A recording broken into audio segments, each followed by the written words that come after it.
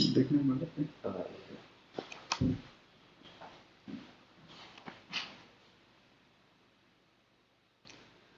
नमस्कार, मैं Dinesh Gangwar, state project manager, निदेशालय पंचायती राज से।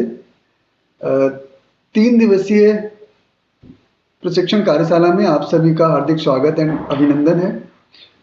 3 दिवसीय कार्यशाला का आज द्वितीय दिवस है। द्वितीय दिवस में हमने आज आप सभी को वित्तीय नियम पंचायतों में स्वयं के स्रोतों से आय, जिसे हम ओएसआर बोलते हैं, उसके बारे में आपको अवगत कराएंगे। अधिप्राप्ति नियमावली, जैम पोर्टल क्या होता है, उसके बारे में हम आप सभी को अवगत कराएंगे। जीएसटी, टीडीएस के बारे में हम आज आप सभी को अवगत कराएंगे। पंचायती राज मंत्रालय भारत सरकार द्वारा लागू ई ग्राम स्वराज पोर्टल, जो कि प्रधानमंत्री जी ने 24 अप्रैल 2020 को लॉन्च किया था, उसके बारे में भी हम आज आपको समझाएंगे। उसके अलावा भारत सरकार द्वारा panchayat enterprise suit PS applications के अंदर जितनी भी एप्लीकेशंस चलती हैं, उन सभी के बारे में भी आपको आज हम रूबरू कराएंगे। पंचायती राज सिस्टम में एक हेल्प डेस्क प्रणाली का गठित की गई है, उसके बारे में भी हम आपको बताएंगे कि वो हेल्प डेस्क प्रणाली का क्या रोल्स एंड रिस्पॉन्सिबिलिटी रहेंगी, वो क्या काम करेगी। उसके बाद हम मनरेगा, प्रधानमंत्री आवास ग्रामीण, राष्ट्रीय ग्रामीण आजीविका मिशन, दीनदयाल उपाध्याय ग्रामीण कौशल्य योजनाओं के बारे में भी आपको अवगत कराएंगे। उसके बाद हम आपको सोलर स्वरोजगार योजना के बारे में भी आज हम बताएंगे। तो आज मैंने जितने भी टॉपिक बताए हैं, आज हम इनको आप लोगों को यहाँ पर audio and visual training modules जो हमने डेवलप किए हैं, उनके माध्यम से आज हम आपको दिखाएंगे। तो मेरी आप सभी से रिक्वेस्ट रहेगी कि प्लीज़ आप लोग ज़्यादा से ज़्यादा, जितने भी लोग जुड़े हुए हैं वो तो रहे ही रहें, साथ में जो लोग नहीं जुड़े हैं उन सभी लोगों को भी प्लीज़ जुड़ाएं, क्योंकि हमारा टारगेट है कि हम 65,000 लोगों तक कनेक्ट हों, जिसमें हमारे समस्त जिला पंचायत सदस्य महोदय, क्षेत्र पंचायत सदस्य महोदय, ग्राम प्रधानगण, ग्राम पंचायत के सदस्यगण, जितने भी हैं, हम चाहते हैं कि हमारी बात सभी तक पहुंचे। अभी ये वन वे कम्युनिकेशन है, जिसके कारण आप लोग हमसे बात नहीं कर पा रहे हैं, लेकिन आने वाले टाइम में, आने वाले कुछ दिनों में हम लोग आपसे 2 वे कम्युनिकेशन भी करेंगे, जिसमें हम भी यहाँ से बोलेंगे, आप भी वहाँ से बोलेंगे। क्योंकि ये जो आयोजन, ट्रेनिंग का आयोजन हो रहा है, ये वेबकास्टिंग के थ्रू हो रहा है। तो वेबकास्टिंग के थ्रू हम आपको ऑडियो एंड विजुअल जो हमने मॉड्यूल्स डेवलप किए हैं डिपार्टमेंट ने, हम आपको वो दिखा रहे हैं। सो मैं अब स्टार्ट करता हूँ। हमारा जो आज का पहला टॉपिक है, वित्तीय नियम ऑब्लिक पंचायतों में स्वयं के स्रोतों से आय, जिसे हम ओएसआर बोलते हैं। तो मैं अब इसको स्टार्ट कर रहा हूँ और मेरी आप सभी से रिक्वेस्ट रहेगी कि प्लीज़ आप सभी लोग इसको ध्यानपूर्वक सुनेंगे, समझेंगे क्या क्या चीज़ें हैं इसमें। थैंक यू, धन्यवाद।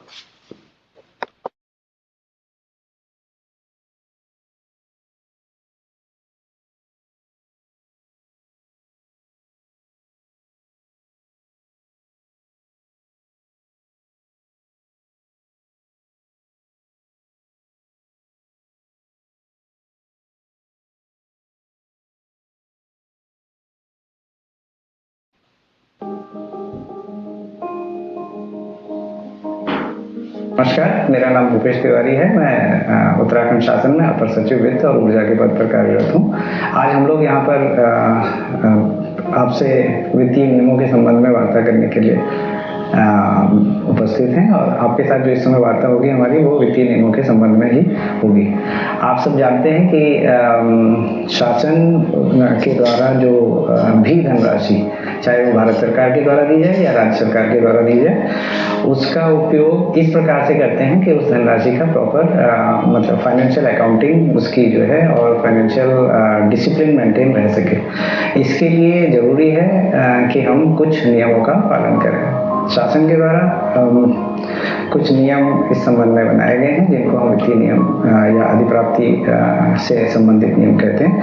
हम कोई भी काम करते हैं उसके लिए हमें आवश्यक हो जाता है कि हम उन नियमों को देखें और उन नियमों के अनुसार ही कार्य करें। तो वित्तीय अनुशासन बनाए रखने के लिए उन नियमों का जानना एक बार आवश्यक हो जाता है। तो मैं आज आपसे उन नियमों के बारे में ही बातें करूँगा और हम उस पर जो भी हमारे नियम हैं फाइनेंशियल हैंडबुक से रिलेटेड उनके बारे में हम बात करेंगे। वित्तीय नियम जनरली हमारे जो फाइनेंशियल हैंडबुक्स हैं उनसे ही हमने लिए हुए हैं।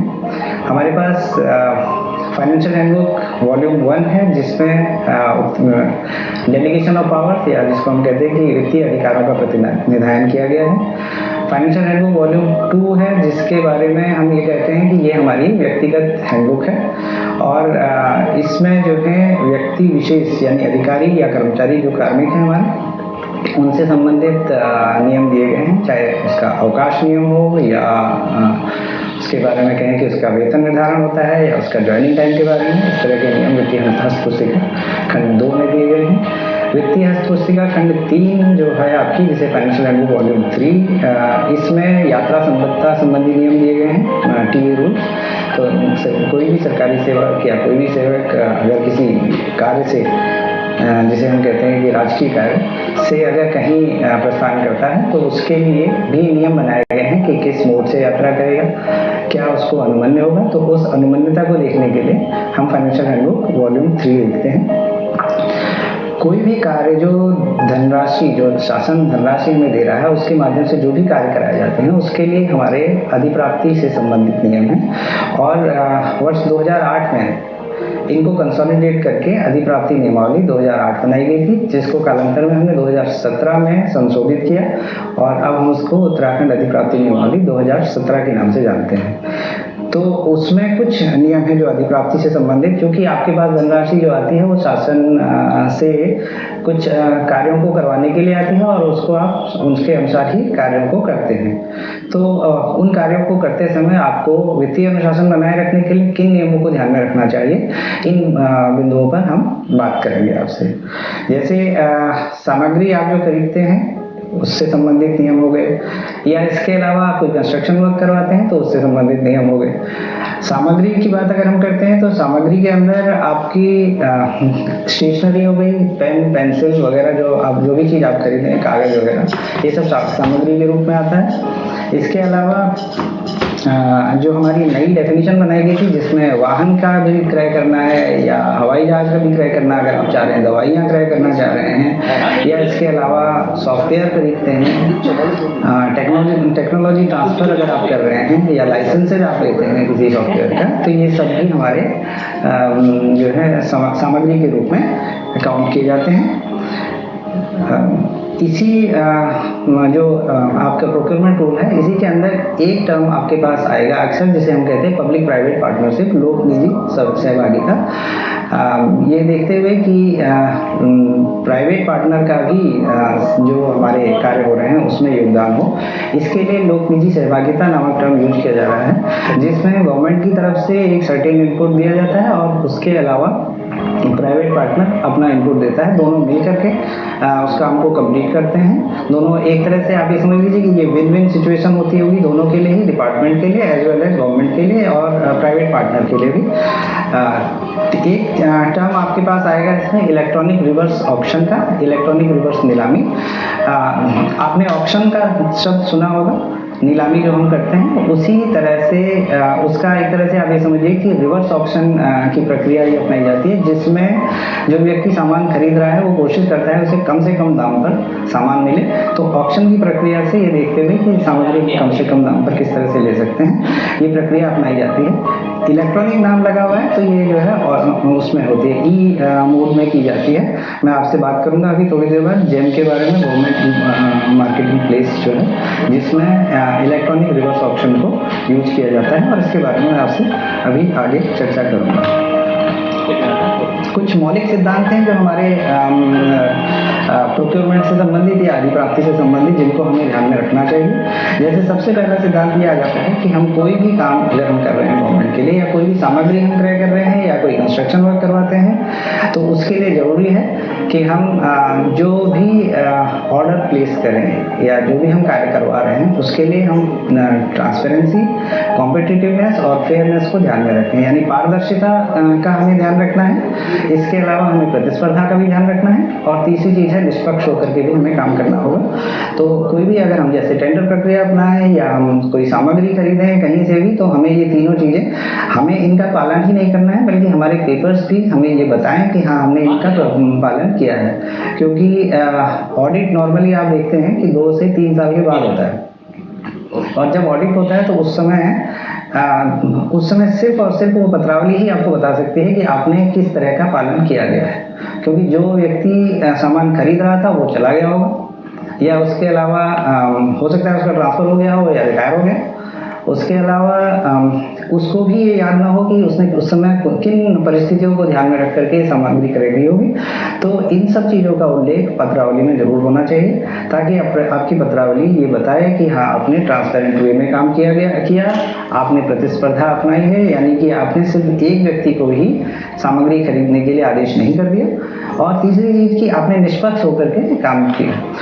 नियम दूसरा ये कहता है कि जब तक कोई छूट ना दी जाए, आप हर प्रक्रिया में टेंडर को अनुपालन करेंगे, टेंडर प्रक्रिया का अनुपालन करेंगे। तो इसके लिए जरूरी है, ये नियमों में भी व्यवस्था है। कहीं कहीं पर व्यवस्था दी गई है कि जहां आपको टेंडर नहीं अपनाना है, वहां पर आप कोटेशन से भी काम कर सकते हैं। वो क्या होते हैं ये टर्म्स, मैं अभी आऊँगा इन पर। लेकिन जहाँ व्यवस्था नहीं है वहाँ पर अगर कोई छूट नहीं दी गई है, तो आपको ये ध्यान रखना है कि हमें जो अधिप्राप्ति करनी है वो निविदाओं के माध्यम से ही की जानी है। तीसरा इंपॉर्टेंट पॉइंट इसमें ये भी है कि अगर आपने किसी को रोका नहीं है प्रक्रिया अपनाने से, टेंडर प्रक्रिया अपनाने से, कि वो उसमें पार्टिसिपेट नहीं कर सकता है, तो उसको छोड़ करके बाकी आप किसी को टेंडर में अपना कोटेशन डालने के लिए डिबार नहीं कर सकते हैं। अगर आप मतलब सबसे आप ये कोटेशन आमंत्रित करेंगे, अनलेस कि आपने किसी को ब्लैक लिस्टेड किया हो, या जो है आप उसको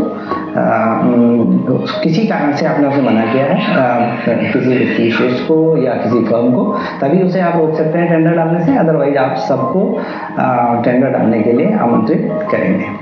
इसके अलावा जो अभिलेख आपके पास हैं, जो डॉक्यूमेंट्स आपने टेंडर निकालने के लिए रखे थे, उनको आप प्रॉपरली अपने पास संभाल करके रखें, और उसका रिकॉर्ड प्रॉपर रखा जाए, ताकि कभी ऑडिट के समय अगर इसकी आवश्यकता पड़ती है तो आप उसको दिखा सकें। और अधिप्राप्ति का जो आपने प्रोक्योरमेंट का जो निर्णय आपने लिया है, उसको आपको ध्यान में रखना होगा, और उसको भी आपको लिखना चाहिए कि किस कारण से आपने ये निर्णय लिया। जैसे मैं अभी आपसे कह रहा था कि आप चाहें तो L1 से अतिरिक्त L2 को भी, यानी जिसके रेट लोवेस्ट नहीं है उसको भी दे सकते हैं, लेकिन उसका कारण आप बताएंगे कि किस कारण से आपने उसको L1 को न दे करके ऑर्डर L2 को दिया है, तो उसको आप उसमें अभिलिखित जरूर करें। नेगोशिएशन से बचें, नेगोशिएशन नहीं होना चाहिए। विशेष परिस्थितियों में अगर नेगोशिएशन करने की ज़रूरत भी पड़ जाए, तो आप सिर्फ और सिर्फ जिसने न्यूनतम बोली आपके पास लगाई है, उसके साथ ही नेगोशिएशन की कार्रवाई करें। ये ध्यान में रखने वाली चीज़ है। वैसे अगर हम CBC की गाइडलाइन देखें, तो उसमें उन्होंने विजिलेंस कमीशन की अगर हम गाइडलाइंस को देखते हैं, तो उसमें उन्होंने ये व्यवस्था की है कि आप नेगोशिएशंस नहीं कर सकते हैं। लेकिन हमारे प्रोक्योरमेंट रूल में हमने ये व्यवस्था डाल रखी कि अगर आपको नेगोशिएशन करना भी पड़े, तो किसी भी परिस्थिति में आप जो लोएस्ट बिडर है, जिसने सबसे कम रेट दिए हैं, उसके साथ ही नेगोशिएशन करेंगे। कोशिश करें कि साल भर की जितनी सामग्री, यानी जितनी रिक्वायरमेंट है, उसको एक साथ खरीदें, सामग्री को टुकड़ों में न तोड़ा जाए। ऐसा करने से, टुकड़ों में तोड़ने पर ये हो सकता है कि आपको रेट्स ज़्यादा मिले। दूसरा ये भी हो सकता है कि जो मतलब सामग्री जिस तरह की आपको चाहिए थी वो ना हो, तो आवश्यक मात्रा को विभाजित न किया जाए, ये ध्यान रखना भी आपका काम होगा। इसके अतिरिक्त जो इम्पोर्टेंट बात है वो ये है कि वित्तीय औचित्य के मानकों का ध्यान में रखा जाए। अब वित्तीय औचित्य के मानक क्या हैं? जिसका सबसे पहला पॉइंट ये है कि किसी भी सरकारी धन का सरकारी कर्मचारी हो, जिसको जो लोक धन है, पब्लिक मनी जिसकी हम बात कर रहे हैं, उसको व्यय करते समय उसी प्रकार की सतर्कता बरतनी चाहिए, जैसी कि एक सामान्य बुद्धि विवेक वाला व्यक्ति अपने निजी धन को व्यय करते समय सतर्कता बरतता है। पर्सन ऑफ ऑर्डिनरी प्रूडेंस, सामान्य बुद्धि विवेक वाला व्यक्ति।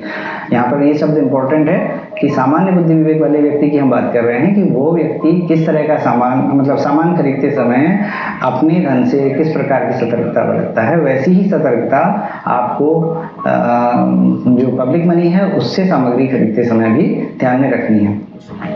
दूसरा जो पॉइंट है ये स्टैंडर्ड्स ऑफ फाइनेंशियल प्रॉपर्टी का, यानी वित्तीय औचित्य का, वो ये है कि कोई भी प्राधिकारी ऐसा आदेश पारित नहीं करेगा जिससे उसको डायरेक्ट या इनडायरेक्ट उसी को लाभ हो, प्रत्यक्ष अथवा परोक्ष रूप में अपने लाभ के लिए कोई आदेश निर्गत नहीं करेगा।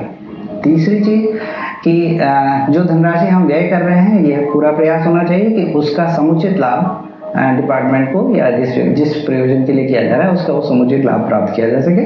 और चौथा इंपॉर्टेंट पॉइंट जो पहले होना चाहिए था हमारे हिसाब से कि जो धनराशि तभी व्यय की जाए जब उसकी आवश्यकता हो।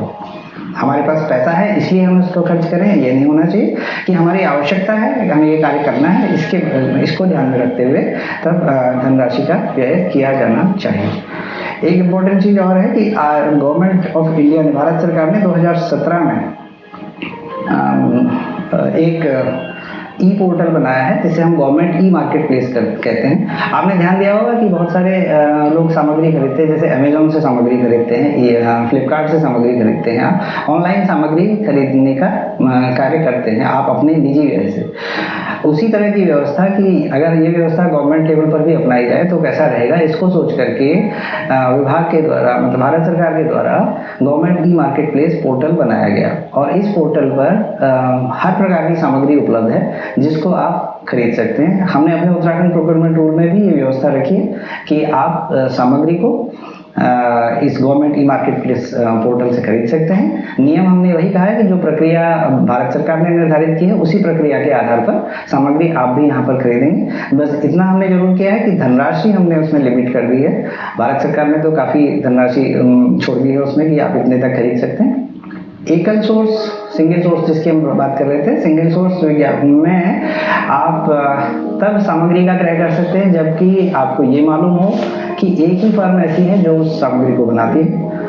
ऐसा विशेष रूप से जो सॉफ्टवेयर के लाइसेंसेस वगैरह हैं उनके बारे में हो सकता है जब आपको ये पता हो कि विशेष फर्म ही उस सामग्री को बनाती है। इसके अलावा आपदा की स्थिति में 10 लाख तक का सामान आप चाहे सामान हो चाहे कार्य हो या फिर कोई सेवाएं प्राप्त करनी हो, इसके लिए आप जो है 10 लाख तक का सिंगल सोर्स के आधार पर कर सकते हैं। सिंगल सोर्स एक और चीज़ में भी होता है, आपने कंप्यूटर खरीदा है, कंप्यूटर के पार्ट्स चेंज होने हैं तो जो कंप्यूटर आपने खरीदा है उसी के पार्ट्स लगेंगे। या आपके पास फोटोकॉपियर है तो फोटोकॉपियर में भी वही पार्ट लगेंगे जो जिस कंपनी का आपने फोटोकॉपियर खरीदा है। तो इसमें अपने तकनीकी विशेषज्ञ के परामर्श के हिसाब से आप इसको भी सिंगल सोर्स के आधार पर क्रय कर सकते हैं।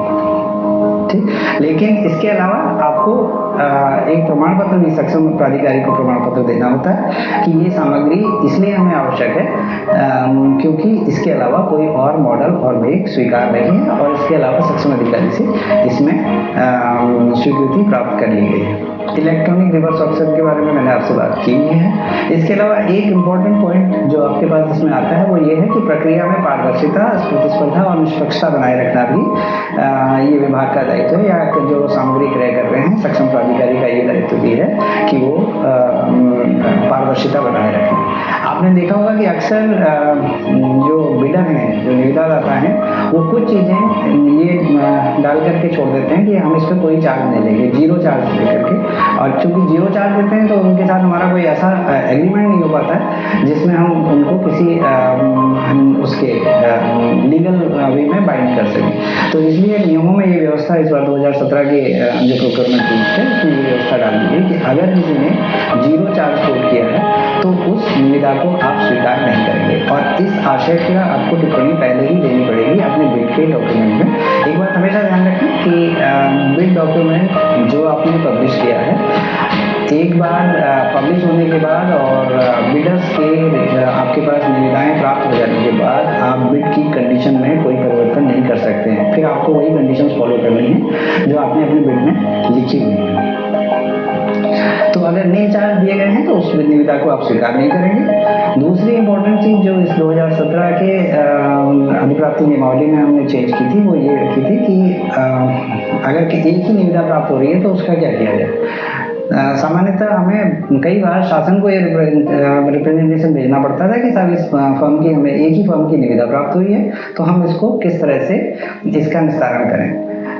इसके लिए व्यवस्था इस बार बना दी गई है कि यदि पहली बार टेंडर करने पर आपको एक ही निविदा प्राप्त होती है तो उस केस में आप उस निविदा को निरस्त कर देंगे और निरस्त करने के बाद आप अपनी जो कंडीशंस हैं उनको रिविजिट करेंगे, पुनर्परीक्षण करेंगे। उसका एक पुनर्परीक्षण करके आप ये देखेंगे कि निविदा की शर्तें कहीं ऐसा तो नहीं है कि कोई शर्त हमने ऐसी डाल दी है जो हमें रोक रही है अनावश्यक लोगों को पार्टिसिपेट या बिडर्स को पार्टिसिपेट करने के लिए। अगर ऐसी कोई कंडीशन है तो उसको परिवर्तित करें और उसके बाद दोबारा निविदा निकाली जाए। अगर दोबारा निविदा निकालने पर भी एक ही निविदा प्राप्त होती है तो जो सक्षम अधिकारी है, जो सक्षम प्राधिकारी है जिसने टेंडर स्वीकार करना है वो इस टेंडर को सिंगल टेंडर के रूप में भी स्वीकार कर सकता है, बशर्ते कि ये 3-4 चीजें पूरी हुई हो। नंबर 1, आपने सब पूरा समय दिया हो टेंडर करने के। दूसरी चीज कि आपने इसका एडवर्टीजमेंट प्रॉपर किया है। तीसरी चीज जो क्वालिफिकेशन क्राइटेरिया और स्पेसिफिकेशन ऐसा नहीं है जो किसी को रिस्ट्रिक्ट कर रहा हो।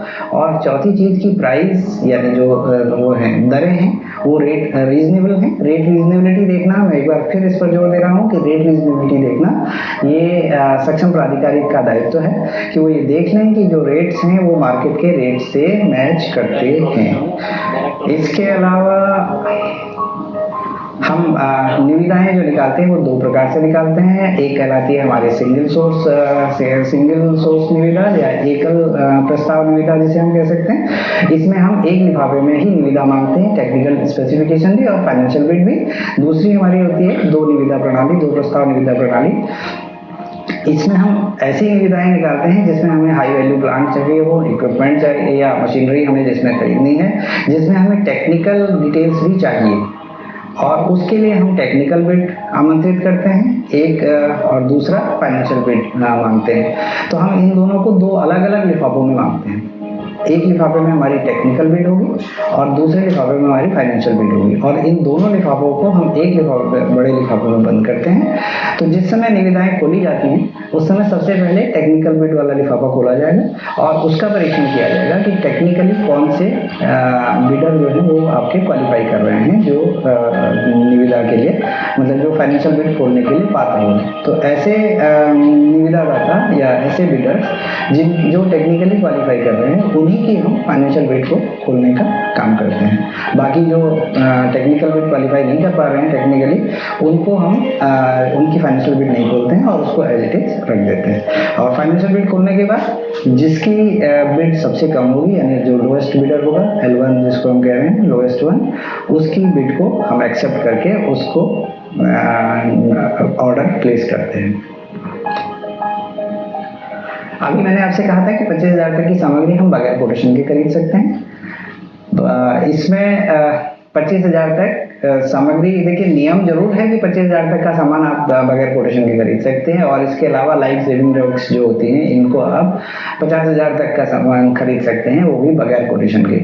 नियम में जरूर ये शिथिलता दी गई है कि आप सीधे खरीद लें, लेकिन इसके साथ साथ हमने मतलब जो नियम है उसमें बांधने का प्रयास भी किया गया है और ये जो सक्षम प्राधिकारी है उसको एक सर्टिफिकेट देना होता है, प्रमाण पत्र, जिसमें लिखा होता है कि I am personally satisfied that these goods purchased are of requisite quality and set specifications and have been purchased from a reliable supplier at a reasonable rate।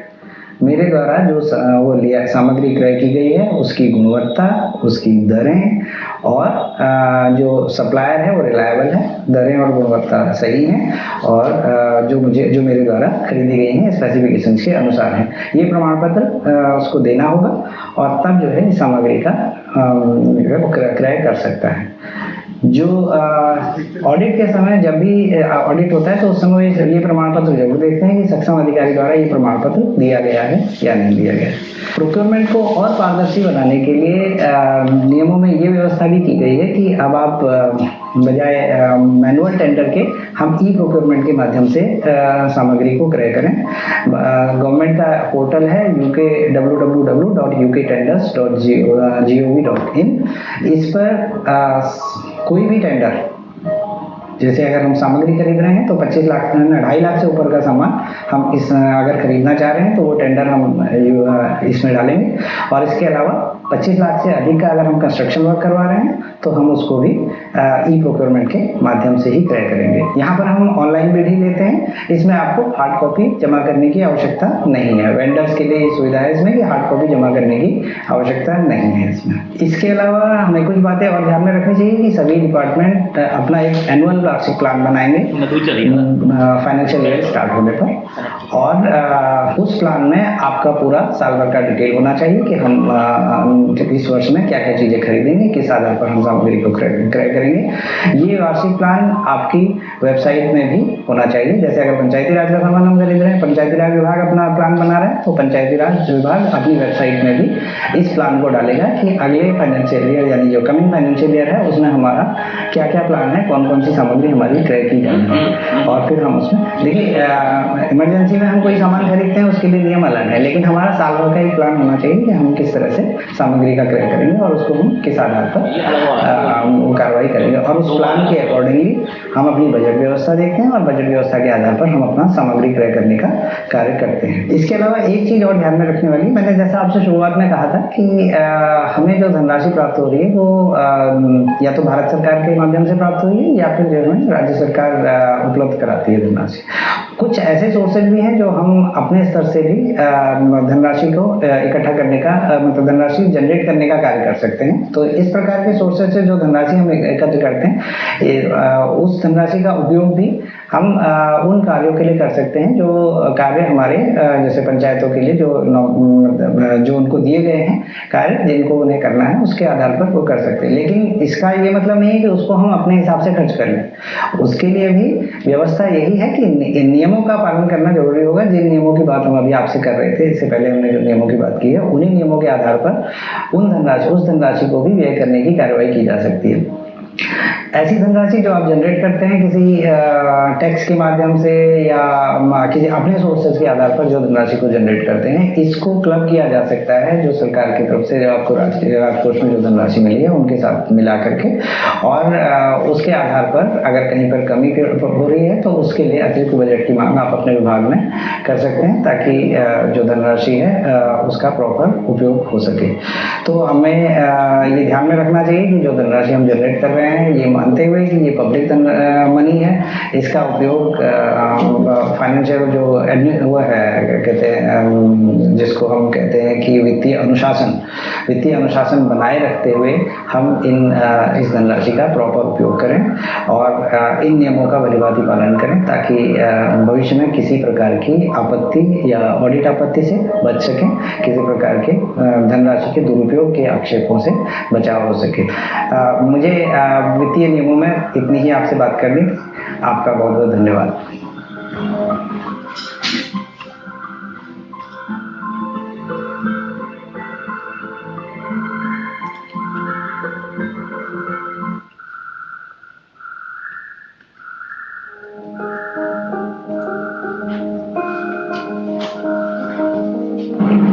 Secretary sir, पंचायती राज उत्तराखंड सरकार के आदेश के क्रम में एक विनम्र प्रयास है प्रोक्योरमेंट टू 2017 को पंचायती राज इंस्टीट्यूशंस के इलेक्टेड रिप्रेजेंटेटिव तक पहुँचाने का। इसकी आवश्यकता इसलिए महसूस की जा रही है क्योंकि इस प्रदेश के अंदर जो भी पब्लिक प्रोक्योरमेंट होना है वह उत्तराखंड प्रोक्योरमेंट टू 2017 से गवर्न होता है। मीनिंग ये भाई चाहे प्रोक्योरमेंट पंचायती राज ऑफिस को करना हो या किसी अन्य सरकारी ऑफिस को करना हो, जो नियम लागू होंगे वो उत्तराखंड प्रोक्योरमेंट टू 2017 के लागू होंगे। प्रश्न उठता है कितने नियम हैं? उत्तर है कि मात्र 76 ये नियम है, 76 नियम है। ये जो नियमावली है 7 अध्यायों में विभाजित है। आज की इस चर्चा के क्रम में हम ये बताना चाहेंगे, उन्हीं विषयों को छूना चाहेंगे जिनका सीधा संबंध पंचायती राज के साथ होएगा। तो पहला प्रश्न उठता है कि पब्लिक प्रोक्योरमेंट को हम इतनी इम्पोर्टेंस क्यों देते हैं? पब्लिक प्रोक्योरमेंट के प्रिंसिपल्स को जानना क्यों ज़रूरी है, तो इसका उत्तर है कि प्रत्येक पैसा जो जनता का पैसा है, जब हम उसे खर्च करते हैं तो यह एक कोशिश होनी चाहिए कि उस पैसे का समुचित प्रतिलाभ गवर्नमेंट को मिले। यह कोशिश होनी चाहिए कि पैसा जिन बातों पे खर्च किया जा रहा है वह उसमें प्राइस की रीजनेबिलिटी हो, उसमें सोर्स की ऑथेंटिसिटी हो। कोशिश यह भी हो कि एक कंपटीशन हो, निष्पक्षता हो, मितव्ययिता हो, ताकि तमाम कोशिश हो सकें और ये कोशिश कारगर हो सकें। तो यह जानना बहुत ज़रूरी होगा कि वो नियम कौन से होंगे जिनसे हम इन सबको इस्टेब्लिश कर पाएंगे। जब हम पंचायत की बात करते हैं तो कुछ चीज़ें जो हमें समझनी चाहिए तो वो ये है कि यह हमारी व्यवस्था का एक आधारभूत स्तंभ है, और यह कि यहाँ पर एक बड़ी संख्या में शासकीय अधिकारी तैनात नहीं है, तो एक या दो अधिकारी इस ऑफिस में होते हैं, पंचायत के नवनिर्वाचित प्रतिनिधि यहाँ पर होते हैं। सो मीनिंग दियर भाई, तो हमें इस ग्रुप को एक विशेष ट्रेनिंग की जरूरत पड़ेगी। तो शायद सचिव सर की यही एक सोच थी, तो एक कुछ नए ढंग से कुछ करने की कोशिश की गई है, और आज मैं आपके सामने हूँ। हमें पब्लिक प्रोक्योरमेंट में किन बातों का ध्यान रखना होगा? उत्तर बहुत साफ है, ठीक उतना ही ध्यान रखना होगा जितना हम अपने निजी कामों के लिए जब प्रोक्योरमेंट करते हैं उस पर ध्यान रखते हैं। जब हम निजी कामों के लिए प्रोक्योरमेंट करते हैं, हमारा जो व्यवहार होता है बड़ा तार्किक व्यवहार होता है। हम यह सुनिश्चित करने की कोशिश करते हैं कि हम जानबूझकर किसी को गलत फायदा न पहुंचाएं। हम ये सुनिश्चित करने की कोशिश करते हैं कि हम वहीं से सामान खरीदें जहाँ पे सामान सही मिलता है, हम उसी दर पे सामान खरीदें जो दर जेन्युइन है। हम हमेशा अपने निजी व्यवहार में इन बातों का ध्यान रखते हैं। तो यदि हम निजी बातों में इस व्यवहार का ध्यान रखते हैं तो यही अपेक्षा है कि शासकीय व्यवहार करते समय भी इन गहराइयों को समझें, इन बातों को समझें। शासकीय जो अधिप्राप्ति है तो वहाँ पर एक थ्रेशोल्ड बनी हुई है। थ्रेशोल्ड का मतलब ये है कि हमें किस स्थिति में कौन से नियमों को अपनाना होगा। एक पहला थ्रेशोल्ड है, एक लिमिट बनाई गई 25,000 रुपये तक का व्यय करना। तो यदि हम 25,000 रुपये तक की कोई सामग्री खरीदते हैं, यदि हम 25,000 से अधिक की कोई सामग्री खरीदते हैं लेकिन 2.5 लाख तक का खरीदते हैं, और यदि हम 2.5 लाख से अधिक का खरीदते हैं, तो फाइनेंशियल आधार पे 3 थ्रेशोल्ड हैं। एक 25,000, दूसरा 25,000 से 2,500, 2.5 लाख, एंड तीसरा 2.5 लाख से ऊपर।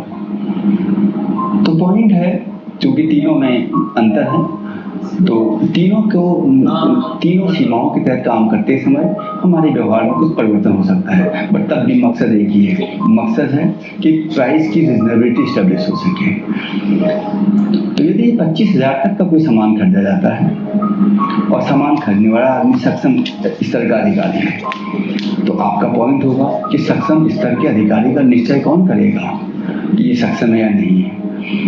कोई अधिकारी सक्षम है या नहीं है, इसका निर्णय डेलीगेशन ऑफ पावर्स जो है उसमें हुआ है। और delegation of powers in general category में 3 ऑफिसर्स को आइडेंटिफाई करती है। एक एडमिनिस्ट्रेटिव है यानी secretary sir, principal secretary sir, additional chief secretary sir या एडिशनल सेक्रेटरी सर। दूसरे कंडीशंस में हेड ऑफ डिपार्टमेंट, तीसरे में हेड ऑफ ऑफिस। तो head of office, head of department और एडमिनिस्ट्रेटिव हेड, सामान्य तो तमाम पावर यहीं पर है। यदि इसके अलावा कहीं पे पावर है तो वो पावर शासन के द्वारा दी जाती है। तो यहाँ जो जिन पंचायती राज इंस्टीट्यूशंस की हम बात कर रहे हैं तो वो भी एक पावर है, वो अधिप्राप्ति करते हैं, उनके अपने ऑफिस होते हैं। और ज़्यादातर ग्राम पंचायतों में ग्राम प्रधान और ग्राम पंचायत विकास अधिकारी ये 2 संयुक्त रूप से अपने दायित्व का निर्वहन करते हैं। ग्राम पंचायत विकास अधिकारी शासन से एक नियमित एक भर्ती प्रक्रिया के माध्यम से चयनित एक अधिकारी होता है। ग्राम पंचायत के जो रिप्रेजेंटेटिव होते हैं या जो पंचायती राज के जो रिप्रेजेंटेटिव होते हैं, हर 5 साल में चुनाव होता है और जनता के द्वारा चुने जाते हैं। तो ग्राम प्रधान महोदय एक जॉइंट सिग्नेटरी है और इनफैक्ट हेड ऑफ ऑफिस के रूप में काम करते हैं। तो पॉइंट है कि पावर कैसी है, पावर कितनी है। तो मैंने बताया था कि 25,000 तक, 25,000 से 2.5 लाख तक और 2.5 लाख से अधिक। क्या ये थ्रेशोल्ड सब चीज़ों के लागू है? क्या ये थ्रेशोल्ड और किन किन चीज़ों के लागू है, तो ये जानना भी ज़रूरी है। प्रोक्योरमेंट हम किन चीज़ों का करते हैं ऑफिस के लिए? हम ऑफिस के लिए प्रोक्योर करते हैं गुड्स, हम ऑफिस के लिए प्रोक्योर करते हैं सर्विसेज, हम ऑफिस के लिए प्रोक्योर करते हैं कंस्ट्रक्शन के काम। सो मीनिंग है भाई, यदि हमें किसी की सेवाएं लेनी है, यदि हमें कोई सामग्री लेनी है और यदि हमें निर्माण कार्य करने हैं, उत्तराखंड अधिप्राप्ति नियमावली के जो सुसंगत प्रावधान है हमें उनका अनुपालन करना है।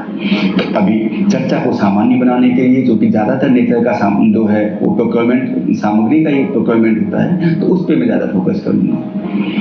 तो 25,000 तक का यदि हमें सामान खरीदना है, जैसे मैंने आपको बताया, हम लोग डायरेक्ट परचेज कर सकते हैं। तो डायरेक्ट परचेज कर सकते हैं मीनिंग ये है भाई, हम लोग सीधे वेंडर के पास, दुकानदार के पास जा सकते हैं और वहाँ से सामान ले सकते हैं। लेकिन लेते समय हमें एक प्रमाण पत्र देना है कि जो सामग्री मैंने खरीदी है वो गुणवत्ता युक्त है, मेरी ऑफिस की आवश्यकता के अनुसार है, और जो कीमत मैं अदा कर रहा हूँ वो कीमत बिल्कुल जेन्युइन है। तो कीमत जेन्युइन है, आवश्यकता आपकी है, और जो दुकानदार है वो भी विश्वसनीय है, इस आशय का आपका प्रमाण पत्र आ जाता है। और यही काम यदि आप 25,000 से ज़्यादा का आप सामान खरीदेंगे तो आप कैसे खरीदेंगे? क्योंकि उसमें एक नियम है, वो है क्रय समिति के माध्यम से मार्केट सर्वे करते हुए, और यह अपेक्षा की गई है कि कम से कम 3 प्राधिकारी इस कमेटी में साइन करेंगे। तो ऑफकोर्स 2 प्राधिकारी तो मैंने जैसा बताया कि एक तो इलेक्टेड मेंबर और एक ग्राम पंचायत विकास अधिकारी ये हो सकते हैं। तीसरे आपके वहाँ से जो विभिन्न समितियाँ हैं, इन समितियों के सदस्य हो सकते हैं। अपेक्षा ये की जाती है कि एक सदस्य ऐसा होगा जो प्रोक्योरमेंट रिलेटेड एक्टिविटीज में पारंगत होगा, जिसको प्रोक्योरमेंट के कामों का अनुभव होगा। विगत कुछ वर्षों में इस दिशा में जितने भी ट्रेनिंग सेंटर्स हैं, तो वहाँ पर प्रोक्योरमेंट की ट्रेनिंग भी दी गई है। विशेष परिस्थितियों में आप हायर ऑफिसर्स के माध्यम से आप जनपद स्तर के जो वित्त और लेखा सेवा के अधिकारी हैं उनको प्रोक्योरमेंट की नॉमिनेट कर सकते हैं। लेकिन मैं जानता हूँ जितना बड़ा वॉल्यूम पंचायती राज इंस्टीट्यूशंस का है उस हद तक उनकी उपस्थिति नहीं हो पाएगी। तो कदाचित इस आशय से जो प्रशासनिक विभाग है या जो डायरेक्टरेट है, तो उन्होंने कुछ एफर्ट किए होंगे, कुछ ऑफिसर्स नामित किए होंगे, कुछ ट्रेनिंग शेड्यूल की होगी, और जो तीसरे मेंबर्स हैं जो वित्त और लेखा सेवा या जो अधिप्राप्ति प्रक्रिया में पारंगत है उस पर प्रावधान किया होगा। तब भी पंचायतों में जो विभिन्न समितियां बनी हुई हैं, समितियों के जो मेंबर्स हैं तो वो भी स्टेट मेंबर्स हो सकते हैं। यदि आपको सामान 2.5 लाख से ऊपर का खरीदना है तो अनिवार्य तो आपको टेंडर करना है, और टेंडर भी कैसा? आपको ई टेंडर करना है। तो ई टेंडर करने के लिए अगेन 25,000 से अधिक और 2.5 लाख के बीच में हम लोग यही काम एक कमेटी के माध्यम से करेंगे। कमेटी का मैंडेट होता है मार्केट सर्वे करने का। मार्केट सर्वे करने की पीछे मंशा ये होती है ताकि जो रेट है हमें रेट की रिजनेबिलिटी स्टेब्लिश हो जाए, ताकि हमें जो चीज़ें हम खरीदने जा रहे हैं उसकी जो गुणवत्ता है वो स्टेब्लिश हो जाए, ताकि जो दुकानदार जिससे हम सामान खरीदेंगे उसकी भी विश्वसनीयता स्टेब्लिश हो जाए। तो प्रश्न उठता है कि इस कमेटी में कौन से मेंबर्स होंगे, कितने मेंबर्स होंगे? तो यहाँ दिमाग में 2 बातें ध्यान में रखनी होंगी। नंबर 1 कि हम किन संस्थाओं की बात कर रहे हैं। यदि मैं पंचायती राज इंस्टीट्यूशंस की बात करूं, यदि 3 टियर सिस्टम की बात करूं, तो हम देखते हैं टियर 1 और टियर 3 में प्रोक्योरमेंट होता है। टियर 1 यानी पंचायत स्तर पे, जहाँ पे ग्राम पंचायत विकास अधिकारी और ग्राम प्रधान महोदय संयुक्त रूप से प्रोक्योरमेंट करते हैं। उसके ऊपर सिर्फ जनपद स्तर पे, जहाँ पर यदि हम देखें तो जिला पंचायत के अध्यक्ष महोदय और वहाँ पे जो प्राधिकारी हैं वो लोग प्रोक्योरमेंट करते हैं। इन दोनों में जो मानव संसाधन की उपलब्धता है उसका अंतर है। ग्राम पंचायत स्तर पर हम जानते हैं कि हमारे पास 2 प्राधिकारी हैं, ग्राम प्रधान या ग्राम प्रधान महोदय या महोदय स्वयं, और साथ में ग्राम पंचायत विकास अधिकारी। जबकि जिला पंचायत में अध्यक्ष महोदय, वहाँ के ईओ साहब और साथ में एक वित्त सेवा के एक अधिकारी भी वहाँ पर मौजूद हैं। तो स्पष्ट है कि जिला पंचायत मानव संसाधन की उपलब्धता के दृष्टिकोण से अधिक सशक्त है, वहाँ पर पर्याप्त मात्रा में रिसोर्सेस हैं, वहाँ पर मार्केट सर्वे को अपने ढंग से वो प्रॉपर्ली वो कर सकते हैं। तो ग्राम पंचायत में कौन सी विशेष सावधानियों की जरूरत होगी? हम जानते हैं कि ग्राम पंचायत में कुछ समितियां होती हैं, प्रत्येक समिति में निर्माण समिति, स्वच्छता समिति, so on and so fourth. तो यह उचित होगा कि हम पहले से आइडेंटिफाई कर लें, और यह भी उचित होगा कि एक सदस्य को कम अधिप्राप्ति नियमावली में दक्षता प्रदान करें। तो यह जो दक्षता का माध्यम हो सकता है, दक्षता ट्रेनिंग के माध्यम से आ सकती है, और इन केस नहीं है तो किसी दूसरे ऑफिस के जो दक्ष व्यक्ति हैं तो उसको उस पर प्रोक्योरमेंट के नॉमिनेट किया जा सकता है। तो संबंधित अधिकारी इस बात का ध्यान रखें कि जो मार्केट सर्वे करने के लिए जो नियत संख्या में जो अधिकारी हैं वो सुनिश्चित हो जाए, उनका नंबर उनका सुनिश्चित हो जाए उन अधिकारियों का। यहाँ पर ये तीनों जो अधिकारी हैं जिनको, या तीनों प्राधिकारी हैं जिनको मार्केट सर्वे करना है, तो जब वो अपना काम कर चुके होते हैं तो उन्हें प्रमाण पत्र देना होता है संयुक्त रूप से। इस आशय का कि हमको संयुक्त रूप से समाधान हो गया है कि जो दर है वो युक्त है, यानी रेट रिजनेबल है, जिससे हमने सामान खरीदा है वो विश्वसनीय है, और जो सामान हमने खरीदा है वो हमारी आवश्यकता के अनुरूप है, गुणवत्ता युक्त है। इस आशय का प्रमाण पत्र देने के उपरांत ही आप सप्लाई ऑर्डर उन्हें देते हैं, परचेज ऑर्डर उन्हें देते हैं, सामान आता है उसको स्टॉक में एंट्री करते हैं, स्टॉक में एंट्री करने के उपरांत भुगतान किया जाता है। यदि 25,000 तक का सामान खरीदना हो तो जो हेड ऑफ ऑफिस है वो स्वयं उस एक प्रमाण पत्र देके, इसी आशय का प्रमाण पत्र देके उस सामान को खरीद सकते हैं। तो अब तक की चर्चा से चीजें साफ हो गई। 25,000 तक, 25,000 से अधिक किंतु 2.5 लाख तक, और 2.5 लाख से अधिक। पॉइंट है कि यह जो सामान खरीदना है तो उसके लिए हमें कौन सी और विशेष बातों का ध्यान हमें रखना है। जैसा मैंने इस चर्चा के आरंभ में आपको बताया था कि इस नियमावली में कुछ 76 नियम है। सो पॉइंट है, जब आप सामान खरीदेंगे तो आपको यह सुनिश्चित करना होगा कि आप इन नियमों का ही पालन करेंगे। यदि आपको सामग्री खरीदनी है तो सामग्री के अध्याय में जो चीजें दी गई हैं, यदि आपको निर्माण कार्य करना है तो जिस अध्याय में निर्माण कार्य से विषय है उसमें आप देंगे, और कुछ बातें जो सब पे लागू होती है उन्हें फंडामेंटल प्रिंसिपल्स का है वो इस नियमावली के आरंभ में आपको बता दिए गए हैं। यदि कोई ऐसा विषय आता है जो इस किताब से आच्छादित नहीं है, नियमावली से आच्छादित नहीं है, या कुछ ऐसा संशय आपके मन में है कि प्रोक्योरमेंट कैसे किया जाए, रूल में ये लिखा हुआ है और हमारी विशेष स्थितियां ऐसी हैं, तो क्या आप अपना निर्णय खुद ले सकते हैं प्रोक्योरमेंट करने के? इसका उत्तर है नहीं। इसी नियमावली के नियम 71 में साफ साफ बताया गया है कि यदि कोई ऐसा विषय आपके मन में संदेह, यदि मन में संदेह उत्पन्न होता है तो संदेह को दूर करने का दायित्व भी वित्त विभाग का है।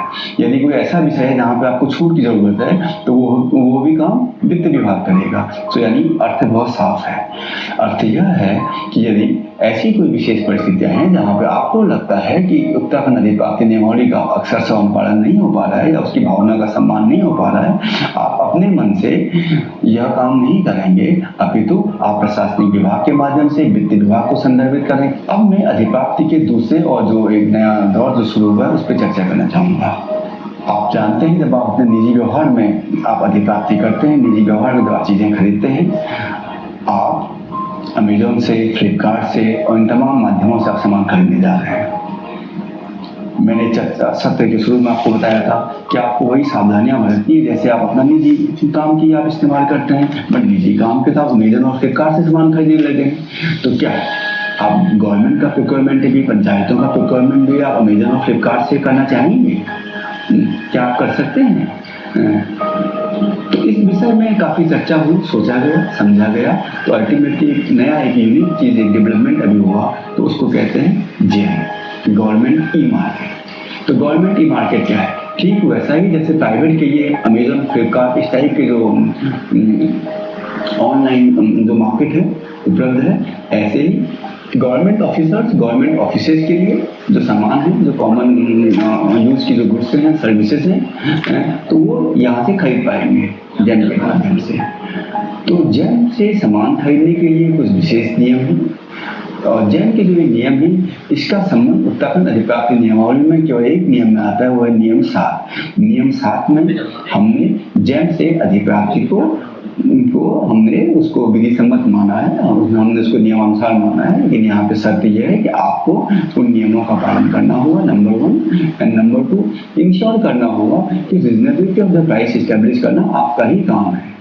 सो हमने बताया था जैसा हम अपने निजी व्यवहार में करते हैं कुछ वैसा ही हम लोग करते हैं पब्लिक प्रोक्योरमेंट के लिए भी, उतनी सावधानियां हम लोग रखते हैं। निजी व्यवहार में पिछले कुछ वर्षों में परिवर्तन हुआ है। हमने देखा है अपने आसपास में अमेजन से, फ्लिपकार्ट से प्रोक्योरमेंट करते हुए। ये क्या है अमेजन और फ्लिपकार्ट? ये सब ऑनलाइन मार्केट है। और आप इसी से प्रोक्योर कर लेते हैं क्योंकि आपको ज़्यादा कन्वीनियंट दिखता है, आप इसी प्रोक्योरमेंट कर लेते हैं। यहाँ पे भाई भतीजावाद की संभावना कम होती है और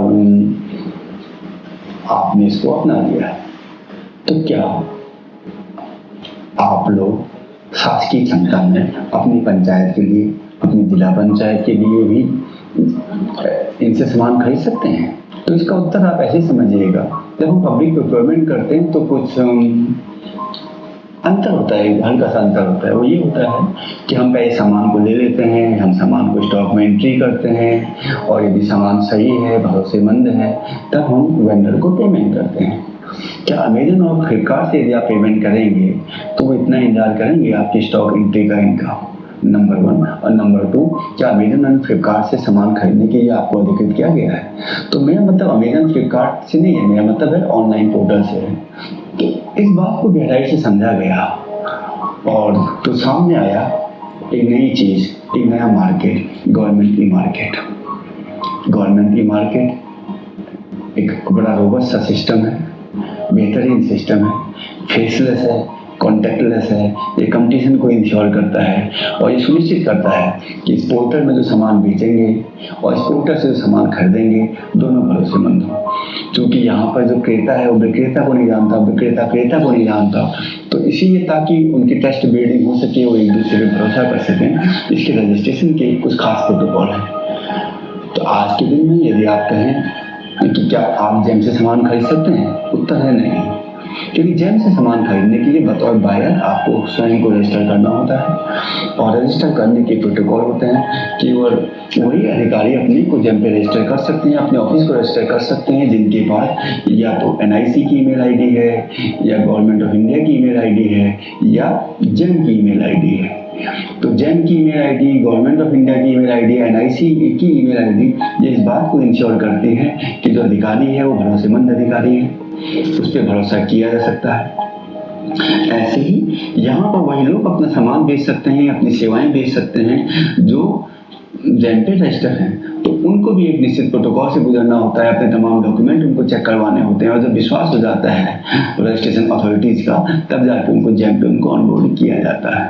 तो जेम को, चूंकि जेम आपके नया टॉपिक है तो आप इतना ही समझिएगा कि जेम एक ऑनलाइन मार्केट है। जेम को बनाने का जो बेसिक पर्पस था वो ये था कि एक ऐसा कैशलेस और एक ऐसा कॉन्टैक्टलेस एक मार्केट डेवलप किया जाए जहां पर प्रोक्योरिंग एंटिटी पे किसी प्रकार का आरोप न लग सके। जेम GFR से गवर्न होता है, जनरल फाइनेंशियल रूल। ठीक वैसे ही जैसे स्टेट के अंदर उत्तराखंड प्रोक्योरमेंट रूल्स है, ऐसे ही मिनिस्ट्रीज के लिए गवर्नमेंट ऑफ इंडिया में GFR होता है। तो GFR का 149 ये तय करता है कि जेम में फाइनेंशियल लिमिट्स कैसे होंगी, जेम में फाइनेंशियल थ्रेशोल्ड्स कैसे होंगी, और ये यह भी बताता है, बहुत जोर दे के बताता है कि जेम से सामान खरीदने का ये मायने नहीं है कि आप तमाम दायित्वों से मुक्त हो गए हैं।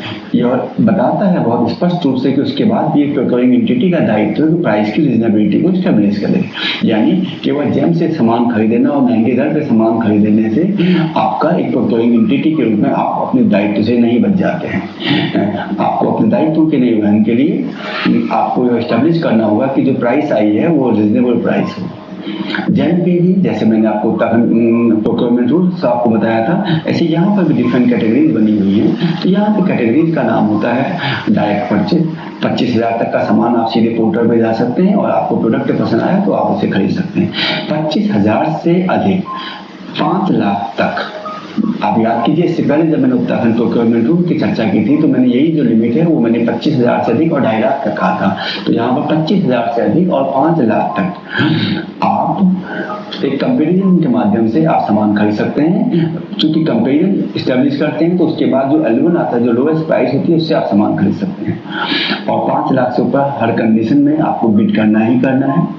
और यहाँ पर न केवल बिड का प्रोविजन है, आप बिड के साथ साथ यदि आप चाहें आप रिवर्स ऑक्शन भी कर सकते हैं। तो जो जेम के अंदर जो तरीके हैं वो है डायरेक्ट परचेज, वो है L1 परचेज और कंपैरिजन, वो है बिड, वो है रिवर्स ऑक्शन। आप जानते हैं रिवर्स ऑक्शन क्या है? रिवर्स ऑक्शन उस प्रक्रिया को कहते हैं कि जहाँ पर आपकी जो प्राइस जो आपकी आ जाती है बिड के माध्यम से, आप उस प्राइस को आप सर्कुलेट कर देते हैं जब में जो रजिस्टर्ड सप्लायर्स हैं उनके बीच में, और उनसे पूछते हैं कि क्या ये एक प्राइस में जो प्राप्त हुई है आप इससे कम में सामान देने को तैयार हैं। तो ऐसा करते हुए जब आप रिवर्स ऑक्शन के ऑप्शन पे जाते हैं तो जो प्राइस की डिस्कवरी अच्छी हो जाती है, क्योंकि यदि जो लोग टेंडर में पार्टिसिपेट नहीं कर पाए उनको भी यहाँ पे पार्टिसिपेट करने का मौका मिल जाता है और आपकी प्राइस की अच्छी डिस्कवरी हो जाती है। तो यदि मुझे सम अप करना पड़े और यदि मुझे से कंक्लूड करना पड़े तो मैं कहूँगा कि उत्तराखंड अधिप्राप्ति नियमावली हो या जैम हो तो दोनों आप पे एक यदि आपको कुछ सामान खरीदने के, आपको कंस्ट्रक्शन काम करवाने के, यदि आपको कुछ विधियाँ बताती हैं तो साथ में एक जिम्मेदारी का बोध भी करवाती हैं कि आपको नियमों का पालन करना है, आपको अपने दायित्वों से नहीं बचना है, आप बच ही नहीं सकते, तो इनका भी आपको ध्यान रखना है। Thank you.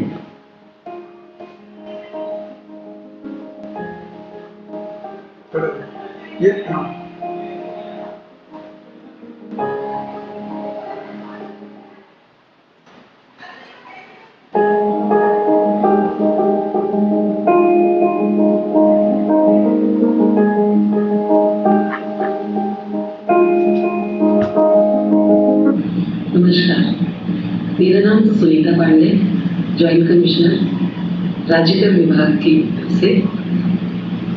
आज का जो हमारा प्रशिक्षण का टॉपिक है वो है जीएसटी और टीडीएस। टीडीएस के बारे में जानने से पहले हम आइए जानते हैं कि जीएसटी क्या है। जीएसटी को जानने से पहले आइए हम जानते हैं कि कर क्या होता है। राज्य और केंद्र सरकारों को एक लोक कल्याणकारी राज्य की स्थापना की गई है। लोक कल्याणकारी राज्य की संकल्पना को परिपूर्ण करने के लिए सरकार के पास राजस्व की प्राप्ति होना आवश्यक है, यानी कि सरकारों के पास पैसे का होना जरूरी है। तो सरकार वो पैसा कहाँ से लाएगी? सरकारें ये वो पैसा जो है कर के रूप में अपने नागरिकों से उद्ग्रहित करती हैं, उनसे कलेक्ट करती हैं और उसी पैसे को फिर लोक कल्याणकारी योजनाओं में लगाती हैं। तो अब कर जो है वो दो तरह के होते हैं, एक होता है प्रत्यक्ष कर और एक होता है अप्रत्यक्ष कर। प्रत्यक्ष कर वो है या डायरेक्ट टैक्स उसको कहते हैं, जिसमें कि कोई भी नागरिक है वो अपनी ही जेब से पैसा सरकार के खाते में जमा करता है या सरकार के खजाने में जमा करता है। जैसे कि इनकम टैक्स है, हम लोगों की जेब से जो हमारी इनकम होती है हम उसी में से एक निश्चित हिस्सा सरकार को देते हैं, अदा करते हैं, वही सरकार के राजस्व का स्रोत बनता है। इसी तरह से जो दूसरा इनडायरेक्ट टैक्स की बात कर रहे हैं वो कौन कौन से हैं?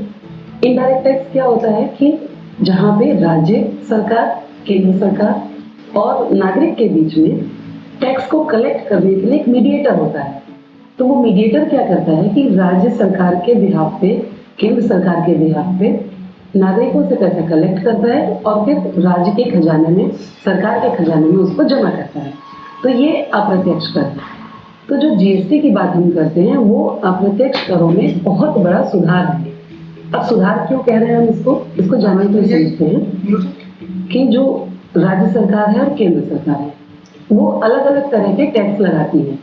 मनोरंजन की एक्टिविटीज कर रहा है, उस पर मनोरंजन कर दे रहा है, तो उसको 4-5 प्रकार के डिपार्टमेंट से डील करना पड़ता था और उन 4-5 के लिए अलग से उसको रजिस्ट्रेशन लेना है, रिटर्न देना है। ये सारी चीजें जो हैं वो जीएसटी आने के बाद से खत्म कर दी। ये सोचा गया कि इतने सारे टैक्सेस को अलग करके हम क्यों नहीं ऐसा करते हैं कि एक आदमी को एक ही जगह जाना पड़े। तो उसको देखते हुए उस संकल्पना को साकार करने के लिए जीएसटी लाया गया।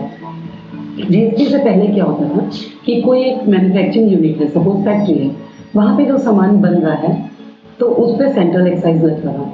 उसके बाद वो सामान वहाँ से निकल कर ट्रक के माध्यम से किसी ट्रांसपोर्टर के यहाँ जाएगा, ट्रांसपोर्टर के माध्यम से वो जाता था होलसेलर के यहाँ। तो जो ट्रांसपोर्टर वाला एक पोर्शन है उस पर क्या लगता था, उस पर सर्विस टैक्स लगता था, क्योंकि वो परिवहन कर रहा है, सेवाएं दे रहा है। और जब डिपार्टमेंटल स्टोर पे पहुंच गया या होलसेलर के यहाँ पहुंच गया, वहां से जब वो जा रहा है कस्टमर के पास, तब उसमें क्या लग रहा था, बिक्री कर लग रहा था। पहले जो थे, जो इतने तरह के टैक्स लग रहे थे, उसमें परेशानियां क्या आ रही थी, क्यों जीएसटी के बारे में सोचा गया? तो उसमें परेशानी ये थी कि जैसे हमने बात करी एक कुर्सी के निर्माण की, तो उसमें हमने देखा कि 3-4 तरह के टैक्स लग रहे हैं, या रेस्टोरेंट की बात करी उसमें भी देखा 3-4 तरह के टैक्स लग रहे हैं। तो उसका बोझ किस पे जा रहा था? उसका बोझ अंतिम रूप से तो कंज्यूमर के ऊपर या ग्राहक के ऊपर ही जा रहा था। इसको हटाने के लिए ही सोचा गया कि एक ही टैक्स रहे। तो ये सारी चीज़ों को हटाने के लिए आपने सुना होगा जब जीएसटी लग रहा था तो वन नेशन वन टैक्स और वन मार्केट की बात की गई थी। जीएसटी लगने के बाद क्या हो गया है कि एक ही एक्ट है, केवल जीएसटी है जो पूरे इंडिया में एक साथ लागू हुआ है। तो जीएसटी आने से ये फायदे हुए, उसको एक ही अथॉरिटी से डील करना है, एक ही तरह का टैक्स देना है। इसके अलावा जो जीएसटी में मेजर जो चेंज आया है वो ये आया है कि पहले क्या होता था कि जहाँ पर भी पैसा कलेक्ट किया, मैंने शुरू में बताया प्रत्यक्ष कर जो है हम डायरेक्ट नहीं देते गवर्नमेंट को, बीच में कलेक्ट करने वाला कौन होता है? वो करदाता होता है जो कि व्यापारी होता है। व्यापारी क्या करता है? सरकार के बिहाफ पे हमसे टैक्स कलेक्ट करता है, नागरिकों से। तो वो जहाँ पे टैक्स कलेक्ट होता था उसी राज्य को टैक्स मिल जाता था, वहीं पे राज्य के राजस्व का वो स्रोत होता था। परंतु जीएसटी आने के बाद क्या है, इसको डेस्टिनेशन बेस्ड टैक्स कहा जाता है, यानी कि जहाँ पर भी माल का फाइनल कंजम्पशन होगा, जहाँ पर भी उपभोग होगा, कर भले ही किसी एक राज्य में जमा किया गया हो, लेकिन जहाँ उपभोग होगा कर वहीं पे यहाँ से जमा हुआ टैक्स उस राज्य में चला जाएगा जहाँ पर उसको फाइनली कंज्यूम किया गया है। तो अब बात करते हैं कि जीएसटी कहाँ लगेगा और कहाँ नहीं लगेगा। तो कुछ चीज़ें हैं जिनको अभी जीएसटी के दायरे से बाहर रखा गया है। पेट्रोलियम प्रोडक्ट्स हैं 5 तरह के, डीजल है, पेट्रोल है, या फिर जो वायुयान का जो फ्यूल होता है वो है, और नेचुरल गैस है। ये 4-5 तरह की चीज़ें ऐसी हैं जिनको 5 सालों के लिए जीएसटी से बाहर रखा है। और दूसरी एक चीज़ है जिसको जीएसटी में बिल्कुल नहीं लगता, वो क्या है कि जो शराब होती है ह्यूमन कंजम्पशन के लिए, जो मानव उपभोग के लिए शराब है, उस पर भी जीएसटी नहीं लगेगा। तो ये ऐसी चीज़ें हैं जिस पे जीएसटी नहीं लगना है। जीएसटी में कितने तरह के रेट ऑफ टैक्स हैं, कितना लगेगा? लग तो गया, मान लीजिए कहाँ लगा कि जहाँ पर भी आपने कोई माल की सप्लाई करी या फिर कोई सेवा की सप्लाई करी तो वहाँ पे आपको जीएसटी लगेगा। परंतु वो अगर पेट्रोल में डीजल से रिलेटेड है, जीएसटी नहीं लगेगा। मालिक और सेवक का संबंध है, जीएसटी नहीं लगेगा। कर मुक्त है जीएसटी में, तो जीएसटी नहीं लगेगा। अब लगेगा तो किस रेट से लगेगा, उस पर हम बात करें थोड़ी सी। तो जहाँ पे जो एकदम मानव के जीवन के लिए उपयोगी वस्तुएं हैं उन पे नॉर्मली जीएसटी को कर मुक्त किया गया है। वहाँ पे 0 रेट। लाइवलीहुड से रिलेटेड जो चीज़ें जैसे गेहूँ है, चावल है, दूध है, फ्रेश सब्जी है, वेजिटेबल्स हैं, इन सारे जो कि किसी भी इंसान को जीवन के लिए बहुत ही आवश्यक हैं, उन पर जीएसटी नहीं लगेगा। उसके बाद आइए कि जो नॉर्मल थोड़ा लाइफ जीने के लिए ज़रूरी है उस पर, जैसे दवाइयाँ हैं और ऐसी काफ़ी चीज़ें हैं, चाय है, कॉफ़ी है, ऑयल है, खाना बनाने के लिए आपको तेल की ज़रूरत पड़ती है, तो ये चीज़ों पे 5% रेट ऑफ टैक्स है।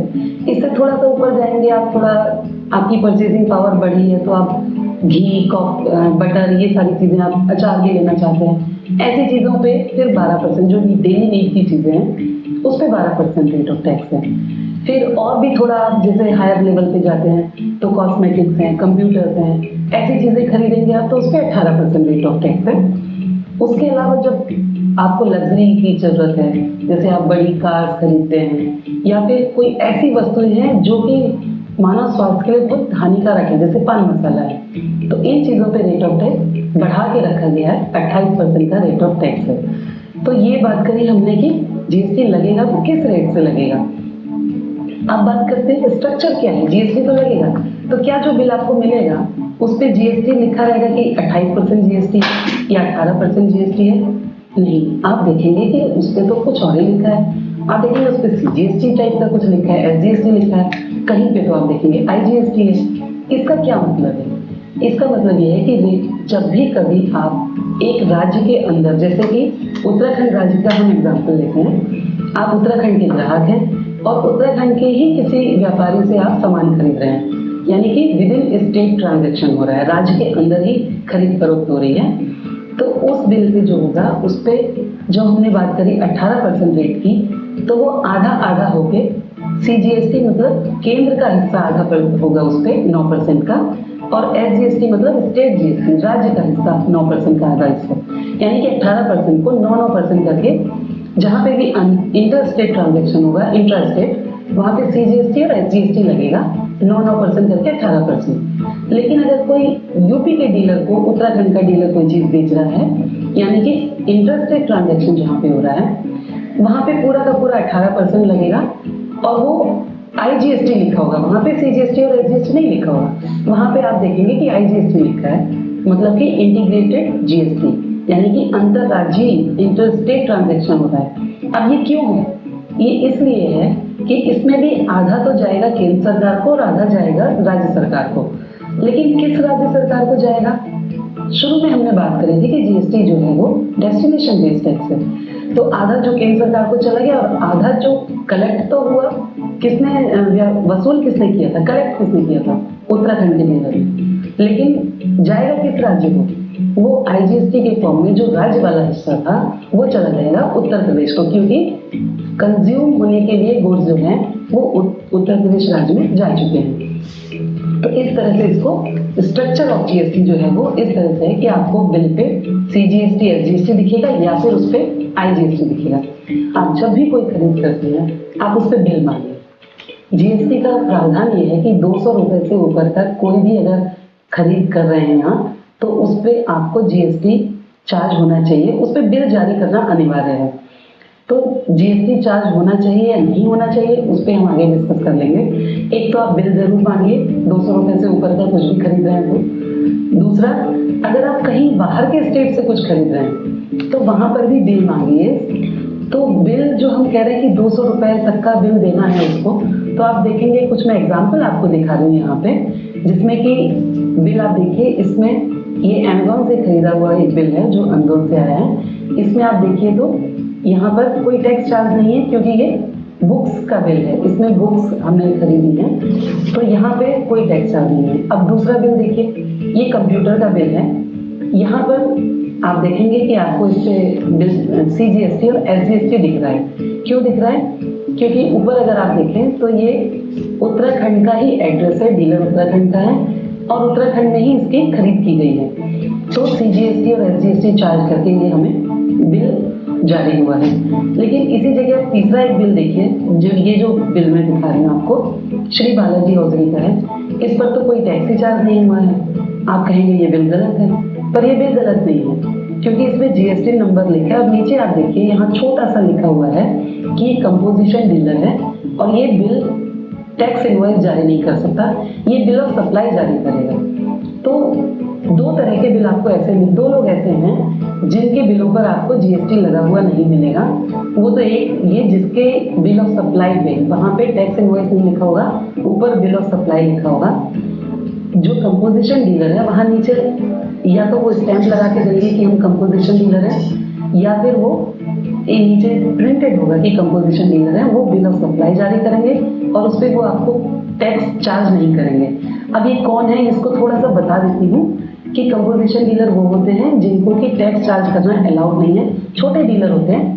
GST में 50 लाख तक की लिमिट रखी गई है, तो वो 50 लाख या 75 लाख तक के ऐसे डीलर हैं जिनकी टर्नओवर उतनी है और वो एक कंपोजिशन ऑप्ट कर लेते हैं। वो ना तो ITC लेते हैं और ना ही आपसे टैक्स चार्ज करते हैं। वो लमसम अपनी ही कमाई में से थोड़ा पैसा जो भी निर्धारित किया सरकार ने उसके आधार पे गवर्नमेंट को जमा कर देते हैं, तो वो आपसे टैक्स नहीं चार्ज करेंगे। दूसरा कौन?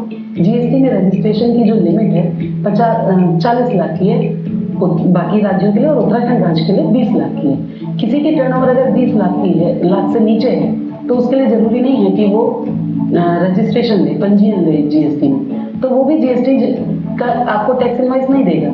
लेकिन वो क्या करेगा? उसके लिए भी ये तो जरूरी है कि वो बिल ऑफ सप्लाई आपको जारी करे अगर वो 200 रुपये से ज़्यादा की कोई भी बिक्री आपको कर रहा है। तो एज सिटीजन मेरी आप सभी से गुजारिश है कि आप जब भी 200 रुपये से ज़्यादा का सामान खरीदें तो बिल जरूर लें और उस पर देख लें कि बिल ऑफ सप्लाई है कि या टैक्स इनवॉइस है।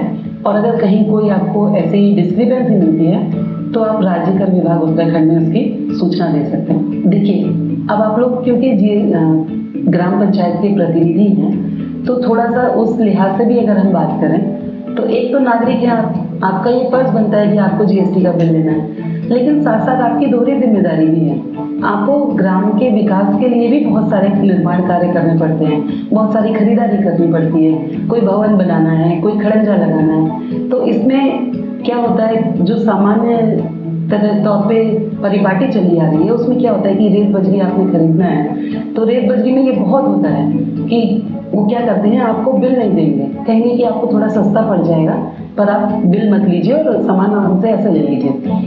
अब उसमें क्या होगा, देखिए उसमें खेल क्या होता है, वो आपसे ऐसा तो कह देंगे और आपको लगेगा कि नहीं मुझे थोड़ा सस्ता पड़ रहा है, परंतु आप देखेंगे, अगर आप उसको गौर से देखें तो उसमें होता क्या है, उसने आपसे पैसा तो पूरा ले लिया होगा। वो कहेगा जरूर कि जीएसटी लगाएंगे तो सर जीएसटी का पोर्शन अगर 18% है तो इतना बढ़ जाएगा, आपको इतना ज़्यादा देना पड़ेगा, पर वो अपना पैसा तो पूरा ले लेगा। लेकिन जो सरकार को आपकी तरफ से योगदान होना था, जो सरकार के राजस्व में आपकी इस खरीदारी से वृद्धि होनी थी, वो नहीं हो पाएगी, क्योंकि उसने पैसा ले लिया, अपनी जेब में रख लिया, वो अपनी सेल को उसको दिखाएगा ही नहीं। तो आप लोगों से ये बहुत अपेक्षित है कि जीएसटी से बिल्कुल डरना नहीं है। तो ये छोटी छोटी बातें हैं जो आपको ध्यान रखनी चाहिए जब आप ग्रामीण पंचायत के प्रतिनिधि के तौर पे जब आप कोई भी कार्य कराते हैं, आप कल्याणकारी कार्य, क्योंकि सरकार आप ही के थ्रू करवा रही है, तो इन चीज़ों को आप जरूर ध्यान में रखें। Thank you.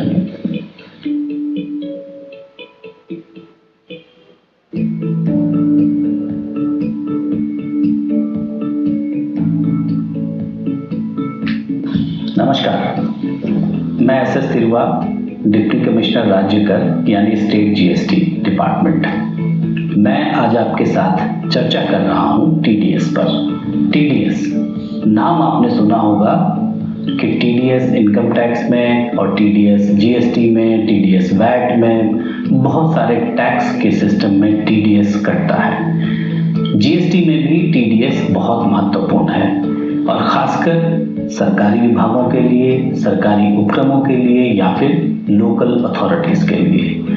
तो आइए आज हम समझते हैं कि टीडीएस वाकई क्या है, राज्य के आय में, राज्य के राजस्व की वृद्धि में ये कैसे सहायक है और इसकी प्रक्रिया क्या है। तो मैं आपको टीडीएस की तरफ लेके चलता हूँ। TDS tax deducted at source हम टीडीएस को कहते हैं, और टैक्स डिडक्टेड एट सोर्स को अगर मैं हिंदी में रूपांतरित करूं तो इसको बोलते हैं स्रोत पर कर कटौती।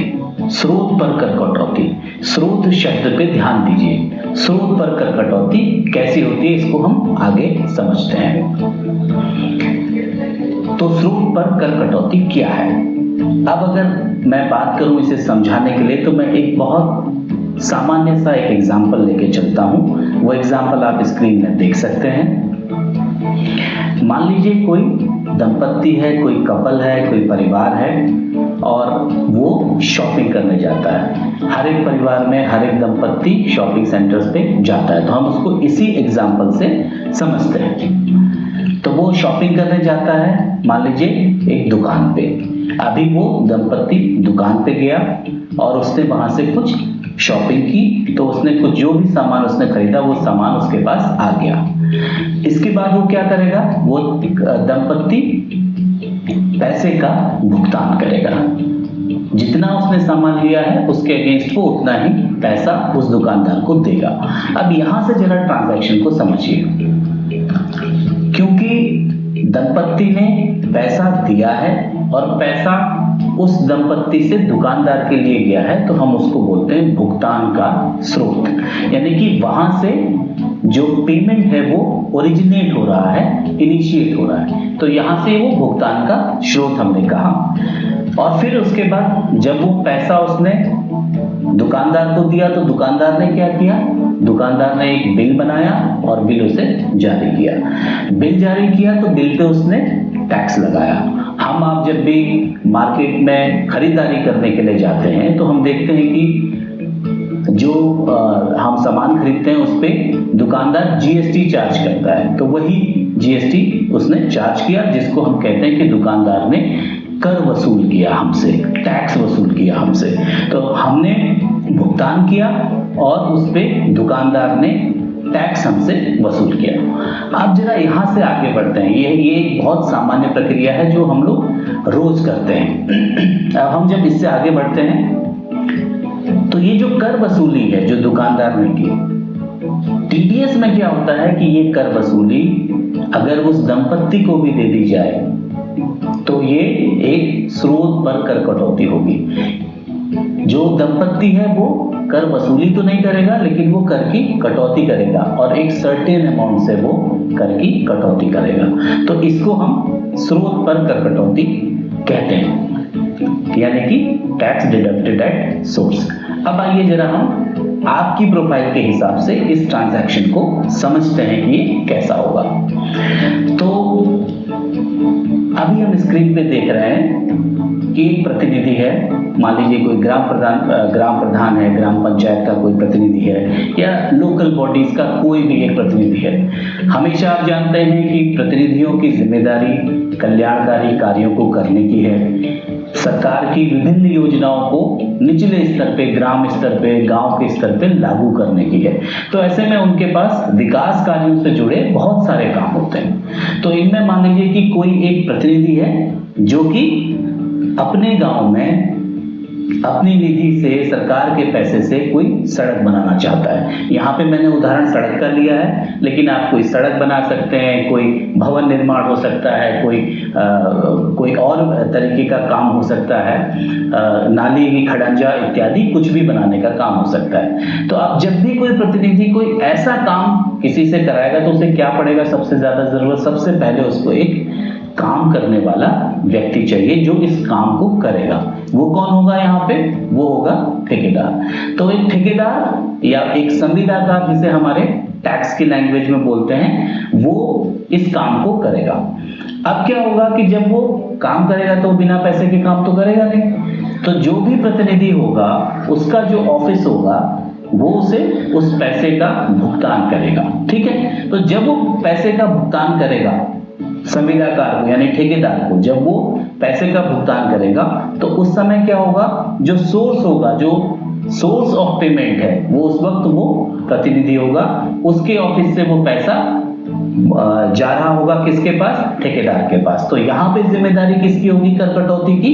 इस सिस्टम में कर कटौती की जिम्मेदारी होगी जनप्रतिनिधि की या उसके ऑफिस की, यानी उसका जनप्रतिनिधि का जो भी आहरण वितरण से संबंधित कार्य करता होगा, डीडीओ होगा, पीएफएमएस सिस्टम से अगर पेमेंट हो रहा होगा या आईएफएमएस सिस्टम से पेमेंट हो रहा होगा, तो उस पेमेंट सिस्टम की ये जिम्मेदारी होगी कि वो पहले कर कटौती करे, यानी टीडीएस कटौती करने के बाद ही उस संविदाकार को भुगतान करे। अब जरा आगे बढ़ते हैं। अब जब हमने बात की कि कर कटौती होगी, तो क्या कर कटौती हर स्थिति में होगी?